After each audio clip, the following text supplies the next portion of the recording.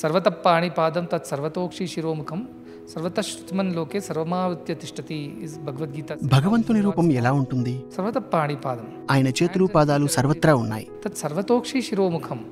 ఆయన నయనాలు ముఖాలు అన్ని చోట్ల ఉన్నాయి. सर्वतः श्रुतिमन् లోకే. ఆయన కర్ణములు అన్ని చోట్ల ఉన్నాయి. సర్వమావృత్య తిష్టతి. ఆయన ఈ జగత్తు అంతా నిండి నిబిడీకృతమై ఉన్నాడు. దైవం అంటే అదే. అయితే ఎవరి సర్వతోముఖ సర్వతః పాణిపాదం? భగవంతుని చేతులు కాళ్ళు కళ్ళు ముఖాలు అన్నీ మీరే. మీ ద్వారానే భగవంతుడు అన్ని పనులు చేస్తున్నాడు.